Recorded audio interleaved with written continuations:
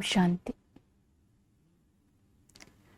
30 जून 2025 की साकार मुरली से होमवर्क। आज की मुरली से फ्लो चार्ट को देखते हुए इसमें से किसी एक पॉइंट को मनन चिंतन करते हुए जीवन में धारण करने का लक्ष्य रखेंगे। आज की मुरली से हम लक्ष्य लेंगे विश्व का मालिक बनने के लिए पुरुषोत्तम बनने का पुरुषार्थ करना है। आज की मुरली से हम स्वमान लेंगे मैं समर्थ आत्मा हूँ। समर्थ आत्मा अर्थात इस नशे में रहना है कि विजय मेरे गले का हार है। बाबा की याद से अपने पुराने संस्कारों पर मैं विजय प्राप्त कर रही हूँ। संस्कारों के ऊपर और परिस्थिति की अधीनता के ऊपर, दुनिया, वस्तु और वैभव के आकर्षण से मुक्त होकर के मैं विजयी बनती जा रही हूँ। उसे ही समर्थ आत्मा कहेंगे। समर्थ आत्मा अर्थात अंतर्मुखी बन करके संगठन में आत्मिक स्वरूप का अभ्यास करते हुए आत्मिक स्थिति के द्वारा अपनी बाप समान रूहानियत की स्थिति बना करके, रूहानियत का स्तंभ बन करके, सर्व गुणों का स्तंभ बन करके मैं अपनी स्थिति को समर्थ बनाती जा रही हूँ। तो इस तरह आज समर्थ स्थिति का स्वरूप बनने की 2 विधियां आज बाबा ने बताई।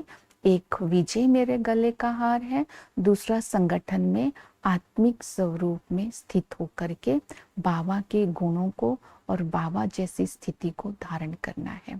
आज का प्रैक्टिकल में होमवर्क रहेगा मैं सतो प्रधान आत्मा बनने पर अटेंशन देना है। सतो प्रधान बनने के लिए किसी की कमजोरी को नहीं देखना है और अपनी स्थिति की एक रास्ता पर अटेंशन रखना है। आज की मुरली से पुरुषार्थ रहेगा पुरुषोत्तम बनने के लिए अपने अंदर रिफ्लेक्शन करनी है। मेरे अंदर किसी प्रकार की बदबू तो नहीं, अर्थात कहाँ तक मैं खुशबूदार फूल बनी हूँ। दूसरा देखना है हम कितना दूर तक जा रहे हैं, अर्थात मेरी सतो प्रधान अवस्था कहाँ तक बनी है। तीसरा देखना है औरों को कितना खुशबूदार फूल बनाया है। ये रिफ्लेक्शन करने से हम पुरुषोत्तम बनते जाएंगे। पुरुषोत्तम बनने के लिए माया जीत बनना है। बाबा ने कहा माया के तूफान आएंगे, तुम्हें डरना नहीं है। जैसे कि माया के तूफान संकल्पों के रूप में आएंगे, गंदे संकल्प आएंगे। बाबा ने कहा माया कड़ी है, तुम्हें फंसा देगी और की कमाई चट करा देगी, इसलिए अटेंशन रखना है। बाबा ने कहा है कि जो माया है तो बहुत शक्तिशाली है, कम नहीं है, दुर्गति में ले जाती है। शक्तिशाली क्यों है, शक्तिवान क्यों है? क्योंकि दुख देने में शक्तिवान है। तो इसलिए माया से ये अटेंशन रखना है, मूंझना नहीं है, डरना नहीं है।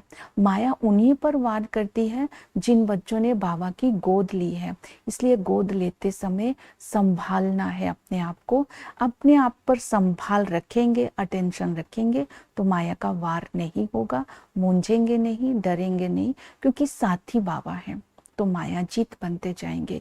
पुरुषोत्तम बनने के लिए श्रीमत पर चलना है। श्रीमत पर चलने के लिए फॉलो फादर करना है, सर्व गुणों का स्तंभ बनना है, बाप समान अपनी स्थिति को बनाना है, पुरुषार्थ कर सदा गुलाब बनना है।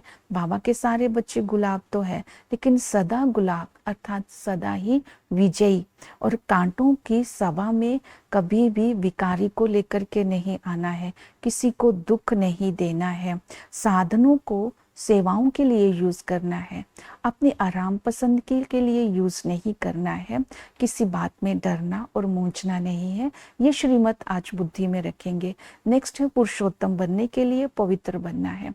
पवित्र बनने के लिए 3 बातों पर अटेंशन देना है। पहली बात ये कि जो बाबा ने हमें टाइटल दिए हैं, तुम पुखराज परी हो, सबज परी हो, तुम, बाबा ने ये परियों के टाइटल दिए हैं। परियां हमेशा ज्ञान डांस करती हैं, तो इस टाइटल की स्मृति में रहने से हम पवित्रता की धारणा कर सकते हैं। दूसरा है कि हम इंद्र सभा में बैठे हैं। इंद्र सभा में बैठने वाले कभी विकार में नहीं जा सकते हैं। अगर कोई झूठ बोलता है तब वो अपना ही नुकसान करते हैं। तीसरा है अब घर जाना है। हम वापस लौटते हैं तब हम फूलों के बगीचे में आएंगे। इस समय हमें खुशबूदार फूल बनना है। खुशबूदार फूल बनना अर्थात संपूर्ण पवित्र बनना है। तो ये पवित्रता के लिए बाबा ने अटेंशन दिलवाया। पुरुषोत्तम बनने के लिए चक्र को बुद्धि में रखना है। जब हम चक्र को बुद्धि में रखते हैं तब पूरे वर्ल्ड की हिस्ट्री ज्योग्राफी बुद्धि में आ जाती है। ये ड्रामा अनादि बना बनाया है। ड्रामा में सब कुछ नूंद है, फिर भी बाबा पुरुषार्थ कराते हैं। आदि में डबल सिर ताज थे, सूर्यवंशी थे, फिर चंद्रवंशी बनते हैं। इसी को ही स्वर्ग राम राज्य कहते हैं। वहां सभी खुशबूदार फूल होते हैं, सुख ही सुख होता है, पूज्य कहलाते हैं। वहां वजीर की दरकार नहीं होती है। मध्य में जब आते हैं तो रावण राज्य होता है, कांटों का जंगल बन जाता है, दुख ही दुख हो जाते हैं, अनेक धर्म होते हैं और अनेक वजीर होते हैं, उसके बावजूद भी पतित बनते जाते हैं। अंत में जब बाबा आते हैं, जब हम रंक बन जाते हैं तो हमें रंक से राव बनने का पुरुषार्थ कराते हैं। हम सूर्यवंशी में ऊंच पद के अधिकारी बन जाते हैं। तब बनते हैं जब बाप की याद से कर्मातीत अवस्था को प्राप्त कर लेते हैं। इसलिए याद की यात्रा पर अटेंशन देना है। सारा मदार ही याद की यात्रा पर है। हमें देखना है हम कहाँ तक पहुंचे हैं, अर्थात हमारी अवस्था सतो प्रधान कहाँ तक बनी है। इसलिए याद की मेहनत करनी है। याद की यात्रा से ही खुशबूदार फूल बनते हैं, विक्रम विनाश होते हैं। याद की यात्रा करने की जो विधि है, पहली विधि है आत्म अभिमानी बनना है। आत्म अभिमानी बन करके अपने अंदर रूहानियत की शक्ति को भरकर बाप की याद से हम खुशबूदार फूल बन रहे हैं।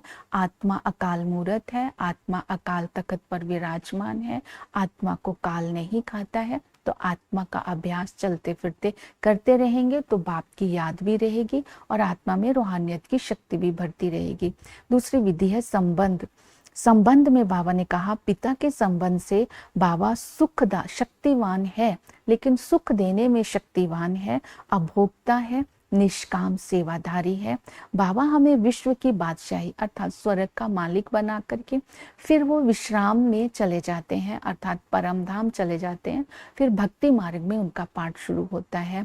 बाबा ज्ञान का सागर है। टीचर के संबंध से बाबा हमें ज्ञान का बीज रूप है, तो हमें ज्ञान देते हैं, हमें प्रैक्टिकल में पढ़ाई पढ़ाते हैं। इस पढ़ाई से हम ऊंच पद पाते हैं, कांटों से फूल बन जाते हैं। ज्ञान के संस्कार हम साथ नहीं ले जाते, लेकिन ज्ञान की प्रारब्ध साथ ले जाते हैं। बाबा ज्ञान का सागर है, उसकी महिमा का यही गीत गाते हैं कि सागर को स्याही बनाओ और जंगल को कलम बनाओ, धरती को कागज बनाओ, तो भी उनकी महिमा लिखी नहीं जा सकती। इस तरह बाबा ने इतना ज्ञान से हमें भरपूर किया। वही सतगुरु है, दुख हरता सुख करता है, अकाल मूर्त है, हमें सेकंड में जीवन मुक्ति देते हैं। इसलिए उनके लिए गायन है मूत पलिति कपड़ धोए, अर्थात हम अपवित्र आत्मा को पवित्र बनाते हैं। वही बागवान आकर के हमें कांटों से फूल बनाते हैं। गार्डन ऑफ अल्लाह उसको बोलते हैं सतयुग में, और फूलों के बगीचे में हमें लेकर के जाते हैं। संगम पर वो खुशबूदार फूलों की अर्थात मनुष्यों का वन उत्सव मनाते हैं। कलयुग में तो वृक्षों का मनाते हैं, लेकिन बाबा मनुष्यों का वन उत्सव मनाते हैं। वो बागवान और माली दोनों काम करते हैं। वो खवैया भी है, हमें उस पार ले जाते हैं। तो इस तरह आज महादानी बन करके, महादानी बनना है, इस स्वमान में रहेंगे। महादानी वो होते हैं जो रूप बसंत बन करके दूसरों को रास्ता बताते हैं, वो महादानी है। रास्ता ये बताना है भारत को महादानी क्यों कहा जाता है, इसका राज समझाना है। कृष्ण और शिव की महिमा में क्या अंतर है, गीता का भगवान कौन है, शिव बाबा आकर के क्या करते हैं, ये जो पढ़ाई हमने पढ़ी है दूसरों को पढ़ा करके उनकी तकदीर को भी ऊंच बनाना है। ओम शांति।